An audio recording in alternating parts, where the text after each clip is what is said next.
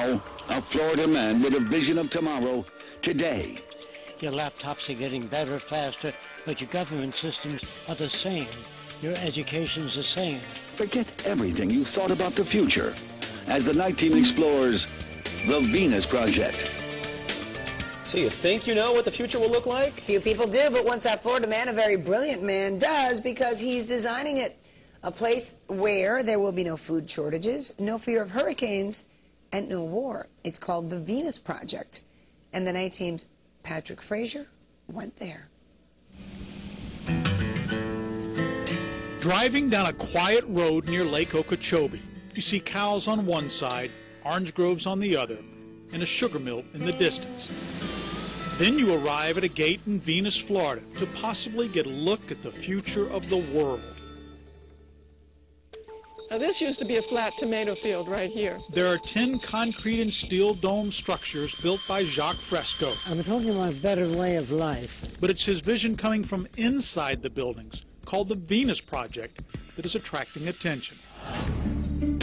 Science and technology could be used for human betterment.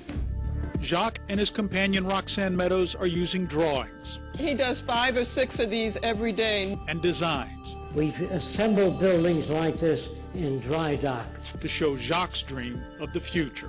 One world designed to lift all people to their highest potential. In Jacques' vision, towns will be circular, powered by solar radiation with self-contained cities in the skyscrapers or in the ocean. It is actually less expensive in the long run to build newer cities from the ground up than to restore and maintain old ones. Who will do all the work to build it? No one. The Venus Project will be entirely automated. Factories, farms, everything. If you unleash science and technology to create a high standard of living for everyone and automate boring jobs, it's very easy to automate jobs. Sounds impossible. This is nickel and titanium. Then Jacques took a piece of metal with a memory, twisted it out of its shape, hit it with a dryer for a few seconds, and restored it to its original state.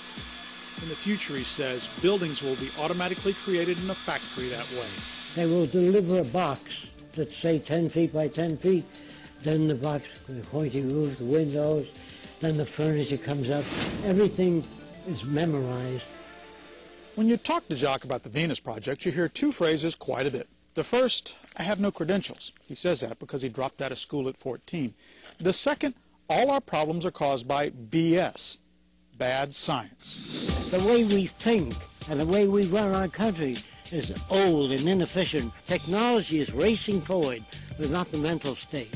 Jacques has been inventing and designing since he was a teenager. He drew this rounded car when all cars were shaped like boxes. You designed this 65 years ago? Why did it take this long for cars to start? Because I can't get to anybody. I have no credentials. That might be why he can't get everyone to listen, or it might be his blunt, outspoken style. We're so self-centered, so stupid. The environmentalists don't want to cut down the forest, but they live in wooden houses. But to do it Jacques' way, there would be no communism, no capitalism, everyone living together in one world, sharing everything. It's idealistic. No, it's not. It's practical. It's not? It's impractical to run society the way we do it today. We don't have much longer. We're depleting the environment. We're killing each other. You may not have heard of Jacques Fresco, but he is known around the world. Documentaries have been done about him. Magazine writers from Europe have written stories about him. Turkey wants me to come back and design a museum of the future, a new city. Many countries want to hear from Jacques, except one country, the United States. Everywhere they want to hear about this system. Not in America. Not yet. Maybe because it seems idealistic, or maybe it's hard to look ahead when the present is so bleak. Somehow they feel I'm rocking the boat. I'm not. The boat is being rocked by economic conditions. The Venus Project.